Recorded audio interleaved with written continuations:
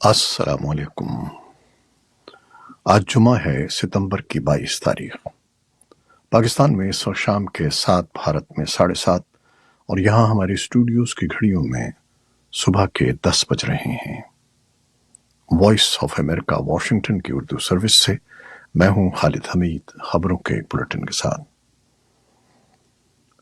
پاکستان کے نگراں وزیر اعظم انوار الحق کاکڑ اقوام متحدہ کی جنرل اسمبلی کے اجلاس میں شرکت کے لیے نیو یارک میں ہیں، جہاں ان کی ملاقات اقوام متحدہ کے سیکرٹری جنرل سے ہوئی ہے۔ سیکرٹری جنرل نے اقوام متحدہ کے کام کے لیے پاکستان کی حمایت کو سراہا، جس میں اقوام متحدہ کے امن مشن اور پائیدار ترقی کے اہداف کے لیے اس کا عزم شامل ہے۔ سیکرٹری جنرل اور وزیر اعظم نے افغانستان سمیت خطے میں ہونے والی پیش رفت اور مشترکہ تشویش کے ساتھ ساتھ دیگر امور پر تبادلہ خیال کیا۔ نگراں وزیر اعظم آج اقوام متحدہ کی جنرل اسمبلی سے خطاب کرنے والے ہیں۔ پاکستان کے نمائندہ خصوصی برائے افغانستان آصف درانی کی قیادت میں ایک اعلیٰ سطح کے وفد نے جمعرات کو کابل میں افغانستان کی طالبان انتظامیہ کے عبوری وزیر خارجہ مولوی امیر خان متقی سے ملاقات کی ہے۔ افغان وزارت خارجہ کی طرف سے جاری ہونے والے بیان کے مطابق اس ملاقات میں سیکیورٹی معاملات کے علاوہ پاکستان میں مقیم افغان مہاجرین کو درپیش مسائل اور باہمی تجارتی اور ٹرانزٹ ٹریڈ کے امور بھی زیر بحث آئے۔ سفارتی ذرائع نے جمعے کو وائس آف امریکہ کو بتایا کہ طالبان حکام نے پاکستان کے خلاف دہشت گرد حملوں کی منصوبہ بندی کرنے والے عسکریت پسندوں کی سرگرمیوں کو بے اثر کرنے کے لیے افغانستان کی طرف سے ٹھوس اقدامات کا وعدہ کیا۔ وائس آف امریکہ کے نمائندے ایاز گل کی رپورٹ کے مطابق طالبان حکومت کے وزیر خارجہ امیر خان متقی نے جمعرات کو کابل میں اعلیٰ سطحی پاکستانی وفد سے ملاقات کے دوران یہ یقین دہانی کروائی۔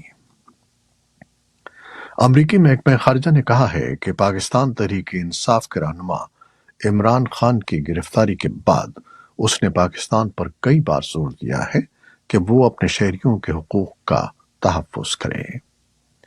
Voice of America Urdu service کے اس سوال کے جواب میں کہ امریکہ میں مقیم پاکستانی برادری کو تشویش ہے کہ امریکہ عمران خان کی گرفتاری کے بعد ریاست کی جانب سے ہونے والی انسانی حقوق کی خلاف ورزیوں پر چپ ہے، وزارت خارجہ نے واضح کیا کہ اعلیٰ امریکی عہدیدار تواتر سے اپنے پاکستانی ہم منصبوں کے ساتھ انسانی حقوق، اقلیتوں کے حقوق اور آزادی اظہار جیسے معاملات اٹھاتے رہتے ہیں۔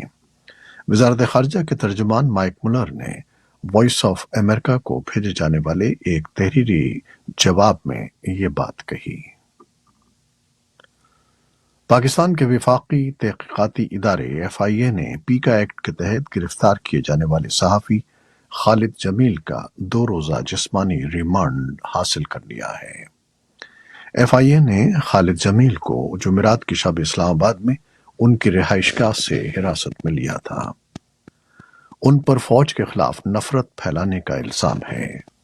سماجی رابطے کی سائٹ ایکس پر خالد جمیل کی مختلف ایکسز زیر گردش ہیں، جن میں انہوں نے حکومتی اور ریاستی اداروں کو شدید تنقید کا نشانہ بنایا ہے۔ اسلام آباد اور راولپنڈی کی مختلف صحافتی تنظیموں نے خالد جمیل کی گرفتاری پر شدید احتجاج کیا ہے اور جمعے کو اس سلسلے میں نیشنل پریس کلب کے باہر احتجاجی مظاہرے کا اعلان کیا ہے۔ کینیڈا کے وزیر اعظم جسٹن ٹروڈو نے ایک مرتبہ پھر بھارت پر کینیڈین شہری ہردیپ سنگھ نجر کے قتل کا الزام عائد کیا ہے، لیکن انہوں نے بھارت کے ملوث ہونے سے متعلق شواہد عام کرنے سے انکار کیا ہے۔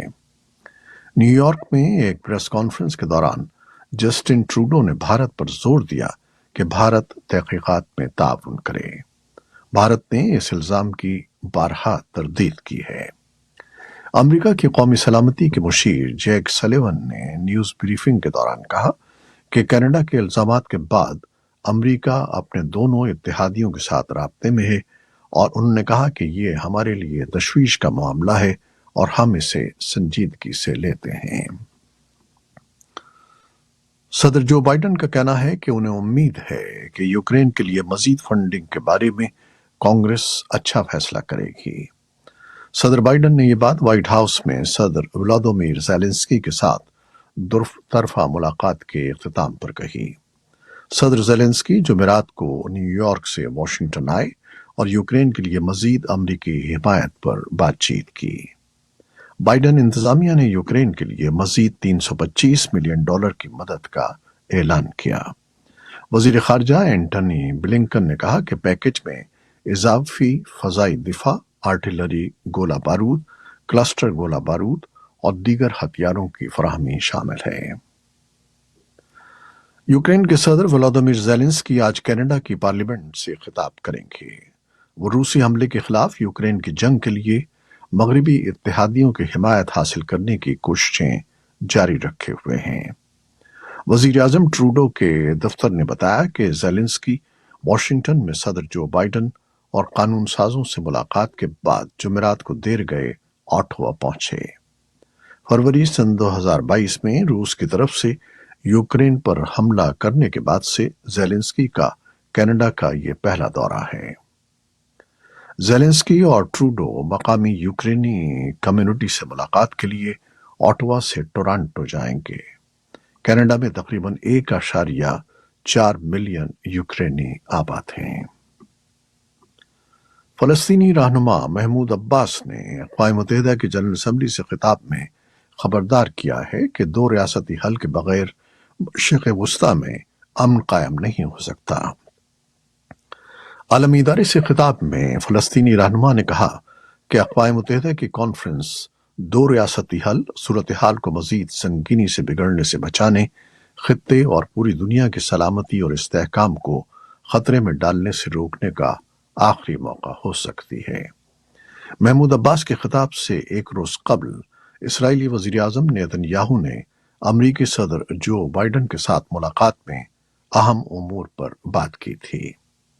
محمود عباس کی تقریر کے دوران ایک اسرائیلی سفارتکار نے جنرل اسمبلی سے اس وقت واک آؤٹ کیا جب فلسطینی رہنما نے اسرائیل کی نسل پرستی کی پالیسیوں پر بین الاقوامی استثناء کی مذمت کی۔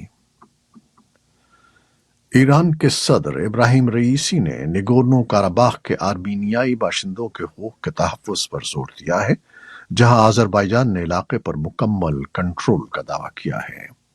انہوں نے کہا کہ کاراباخ کا علاقہ آذربائیجان کا ہے، لیکن آرمینیائی نسل کے لوگوں کے حقوق کا تحفظ بھی بہت ضروری ہے۔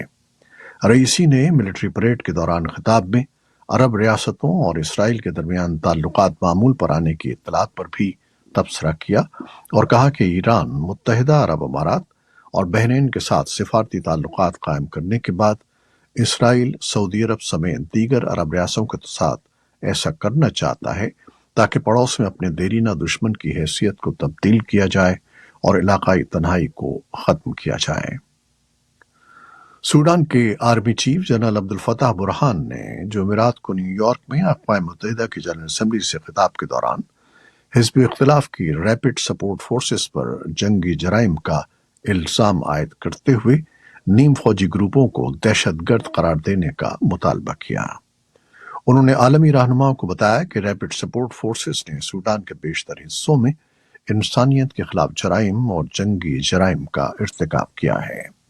سوڈان میں اپریل کے وسط سے شروع ہونے والی افراتفری میں کم از کم 5,000 افراد ہلاک اور 12,000 سے زیادہ زخمی ہوئے ہیں، تاہم اصل تعداد اس سے کہیں زیادہ ہو سکتی ہے۔ بین الاقوامی ایٹمی توانائی ایجنسی کے ڈائریکٹر جنرل رافائل گروسی نے بدھ کے روز ایک انٹرویو میں یوکرین میں پاور پلانٹس، ایران میں معائنے اور جوہری توانائی کی حفاظت پر تبادلہ خیال کیا۔ گروسی اور دیگر عالمی رہنما اقوام متحدہ کی جنرل اسمبلی میں شرکت کے لیے نیو یارک میں ہیں۔ سول نیوکلیئر تنصیبات کو ہتھیار بنانے سے روکنے کے لیے یوکرین کے عالمی سیکیورٹی ڈھانچے میں تبدیلی کے مطالبے پر تبصرہ کرتے ہوئے گروسی نے کہا کہ ان کی ترجیح جوہری پاور پلانٹس کی حفاظت پر توجہ مرکوز کرنا اور ریڈیولوجیکل نتائج کے ساتھ جوہری حادثوں سے بچنا ہے۔ ایران کے بارے میں IAEA کے سربراہ نے کہا کہ ملک اپنے جوہری پروگرام پر ان کی معائنہ ٹیموں کے ساتھ تعاون کو محدود کر رہا ہے۔ چین نے امریکہ سے مطالبہ کیا ہے کہ وہ تباہ شدہ فوکوشیما جوہری پاور پلانٹ سے جاپان کی طرف سے تابکار پانی کے اخراج کی حمایت کرنا بند کرے۔ وزارت خارجہ کے ترجمان ماؤ ننگ نے یہ بیان جاپان میں امریکی سفیر ایمانوئل کی طرف سے جاپانی آبی اشیاء کی درآمد پر چین کی مکمل پابندی کو معاشی جبر قرار دینے کے بعد دیا۔ چین جاپان کے واٹر ڈسچارج پلان کی سخت مخالفت کر رہا ہے اور اس نے گزشتہ ماہ ریلیز شروع ہونے کے بعد جاپان کی آبی اشیاء پر فوری پابندی عائد کر دی تھی۔ یہ تھیں وہ خبریں جو فیس بک لائیو پر ہم نے آپ کے لیے پیش کی۔ ہماری ویب سائٹ، یوٹیوب اور پوڈ کاسٹ پر یہ بلیٹن آپ کے لیے پوسٹ کر دیا جاتا ہے۔ آپ ہمارے بلیٹن کو شیئر کرتے ہیں اور اپنے کمنٹس میں اپنی محبتوں کا اظہار کرتے ہیں، جس کے لیے ہم آپ کے بے حد ممنون ہیں۔ اپنی ان کاوشوں کو جاری رکھیے گا۔ نیوز پروڈیوسر عائزہ عرفان اور نیوز ایڈیٹر بہجت جیلانی کے ساتھ خالد حمید کو اب اجازت دیجیے گا۔ اللہ حافظ۔